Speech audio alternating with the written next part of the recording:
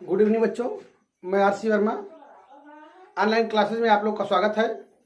अगली वीडियो में हम वैद्युत द्विध्रुव इलेक्ट्रिक डायपोल क्या है इसके बारे में बताए थे कि इलेक्ट्रिक डायपोल क्या होता है कि दो आवेशों से मिलकर के बना होता है। दो आवेश जो परिमाण में क्या होते हैं, समान होते हैं, और आवेश क्या होते हैं, उनके मतलब प्रकृति उनकी क्या होती है, विपरीत होती है, एक दूसरे से अल्प दूरी पे होते हैं। तो ये इलेक्ट्रिक डायपोल वैद्युत द्विध्रुव का निर्माण करते हैं। एक तरीके का सिस्टम है।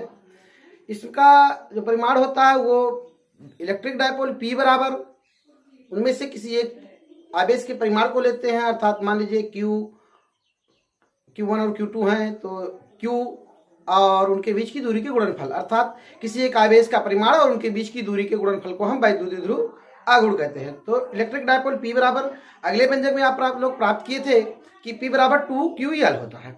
आज हम एक बहुत ही महत्वपूर्ण इसी से संबंधित टॉपिक लेकर के आए हैं। इलेक्ट्रिक डायपोल वैद्युत द्विध्रुव आघूर्ण के कारण वैद्युत क्षेत्र की तीव्रता क्या होती है।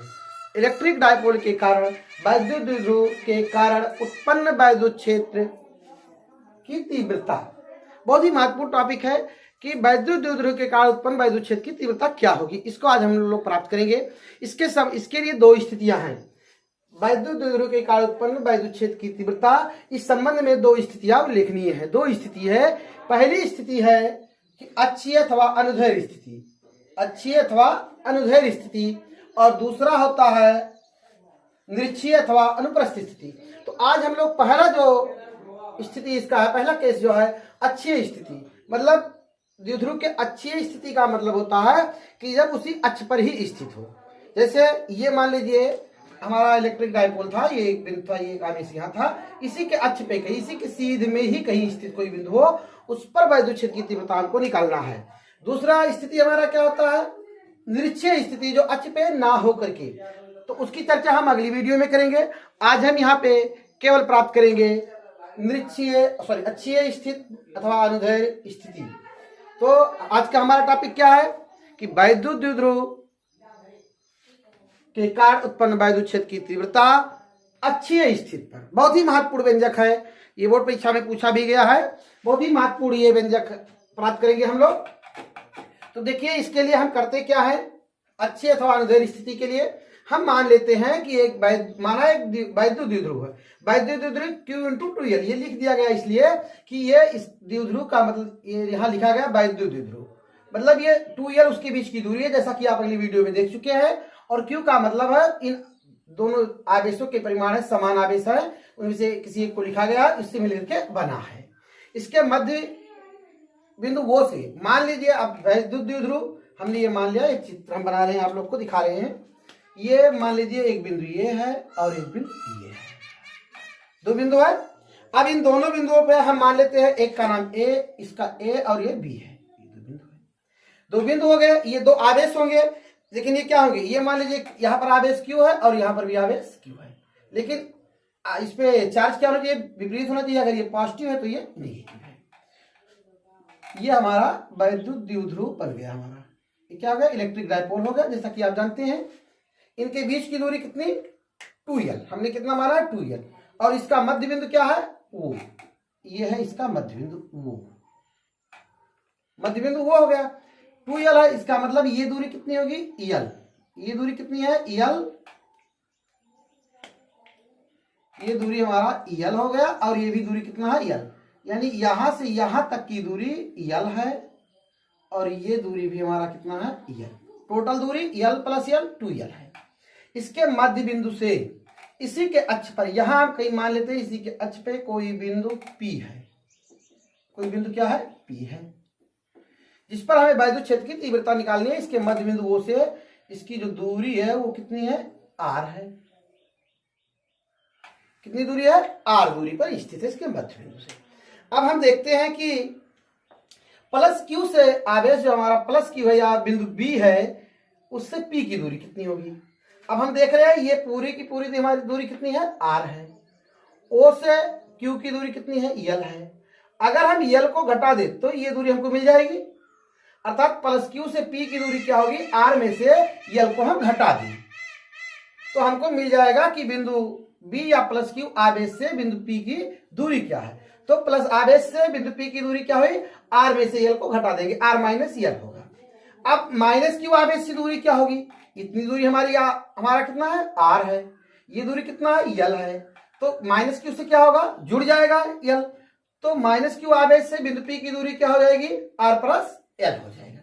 तो आप देख चुके हैं कि प्लस क्यू आवेश से बिंदु P की दूरी r माइनस l और माइनस क्यू से बिंदु P की दूरी कितनी होगी, r प्लस l। तो हम लिख सकते हैं कि ये डिस्टेंस हमको कितना मिला, ये दूरी कितनी मिली हमको, ये दूरी हमको मिल गया r माइनस l, ये दूरी r माइनस l हो गया। यहां से दूरी कितना हुआ हमारा, ये दूरी r प्लस l है।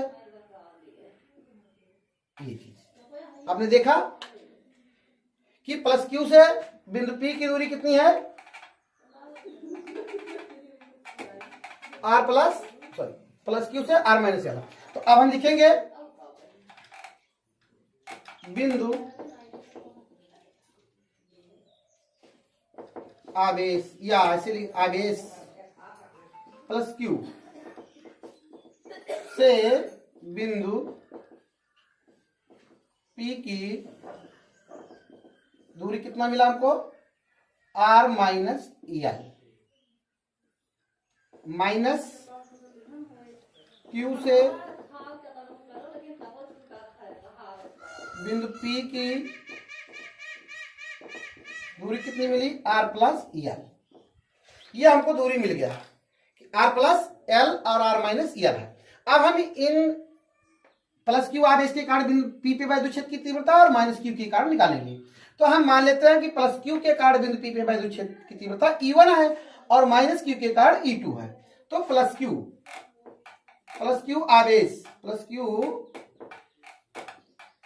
आवेश के कारण बिंदु P पर वैद्युत क्षेत्र की तीव्रता हम क्या मान लेते हैं, E1 है, E1 बराबर।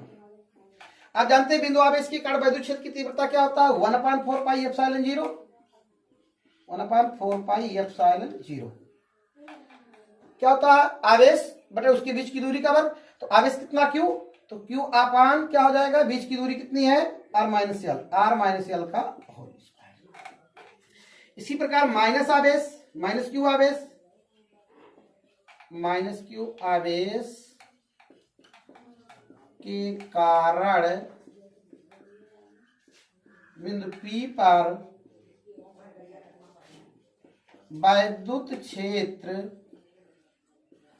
की तीव्रता E2 हम मान लेते हैं, E2 बराबर क्या हो जाएगा, 1/4 पाई एप्सिलॉन 0 एप्सिलॉन नॉट, Q अपान क्या हो जाएगा, दूरी केवल अंतर है, ये r प्लस l है। आवेश तो दोनों के परिमाण समान है। तो हमको प्लस क्यू आवेश के कारण कितना मिला, वैद्युत क्षेत्र की तीव्रता E1 मिल गई इतना, और माइनस क्यू के कारण E2 मिल गया। हमको निकालना क्या है, परिमाण, इसका टोटल परिणाम कितना होगा।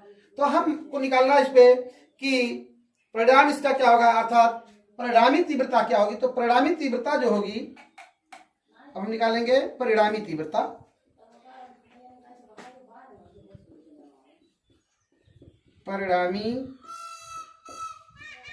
परिणामी तीव्रता जो होगी वो इसके अंतर के बराबर होगा। तो परिणामी तीव्रता E बराबर क्या होगा, E1 माइनस E2। परिणामी तीव्रता E बराबर क्या होगा, E1 minus E2, E1 minus E2। E1 का मान हम रख देंगे, E1 का मान हमको मिल चुका है।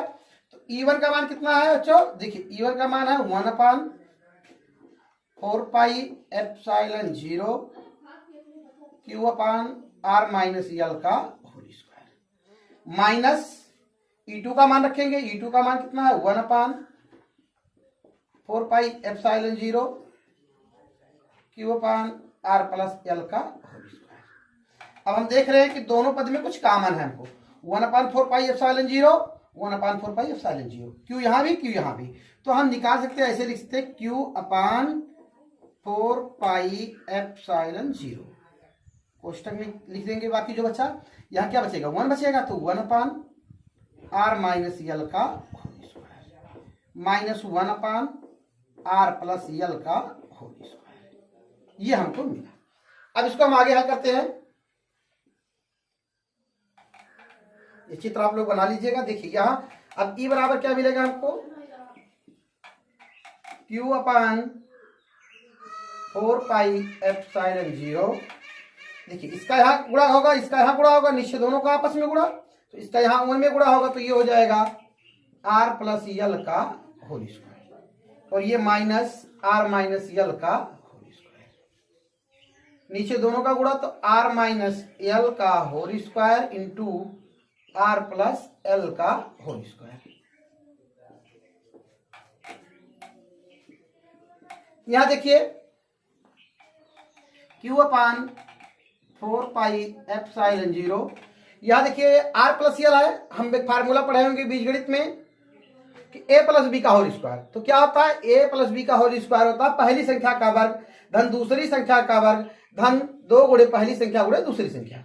तो हम लगाएंगे फार्मूला वही जो फार्मूला हम कक्षा 8 में ही पढ़ के आए हैं, 7 में कई बार पढ़े होंगे आप लोग। ए प्लस बी का होल स्क्वायर तो क्या होगा, पहली संख्या का वर्ग यानी आर स्क्वायर धन दूसरी संख्या का वर्ग यानी यल स्क्वायर धन 2 गुणे पहली संख्या गुणे दूसरी संख्या। ये कोष्टक में ऐसे कोष्टक में लगा देते हैं, माइनस या माइनस वाला फार्मूला लगाएंगे, क्या होता है पहली संख्या का वर्ग धन दूसरी संख्या का वर्ग माइनस 2 गुणे पहली संख्या गुणे दूसरी संख्या। नीचे देखिए एक में माइनस लगा, एक में प्लस, तो ये वर्गांतर का फार्मूला बनेगा, अर्थात ये हो जाएगा R square minus L square का होल स्क्वायर। अब देखिए ई बराबर हमको क्या मिला, क्यू अपान 4 पाई एप्सिलॉन 0, कोष्टक खोल दीजिए, तो आर स्क्वायर प्लस ये यल स्क्वायर ऐसे रहेगा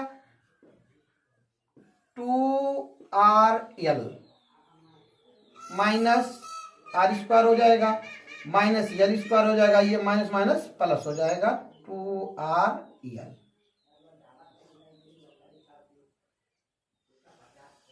ये हमारा ऐसे ही रहेगा R square minus L square का होल स्क्वायर, ये मिल गया हमको।